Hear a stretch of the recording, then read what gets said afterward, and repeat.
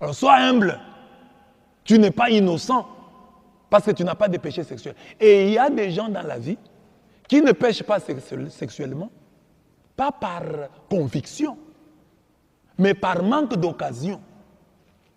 Il y a des gens qui se disent, oh, est-ce que vous m'avez déjà entendu, moi, faire ceci? Mais tu n'es pas beau et tu n'es pas belle. Tu as moins de tentations que les gens qui sont beaux. Alors tais-toi. Quand tu ne commets pas de fautes contre les sexes, ce n'est pas parce que tu es sain, c'est parce que tu es laid. Ou parce que tu es laide. Tu as moins de tentations. Alors, quand tu vois une fille belle là, hein, oh, elle tombe.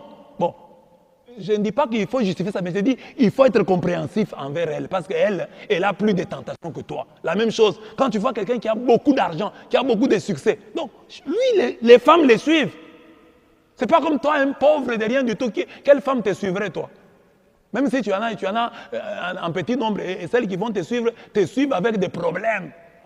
Il peut être aimé par une femme ministre. C'est une grande tentation. Par la fille d'un ministre. La fille d'un ministre aime un frère, un chrétien, un musicien. C'est une grande tentation. Plutôt que toi qui es aimé par les filles de ton quartier là.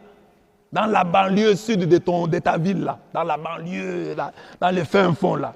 Une telle fille, quand elle t'aime, va te faire beaucoup de dépenses.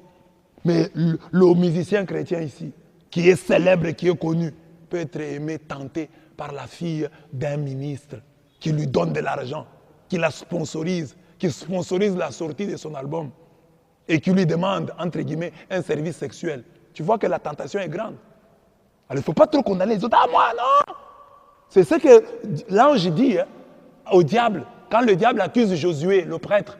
Il dit, Josué, là, c'est un tison tiré du feu.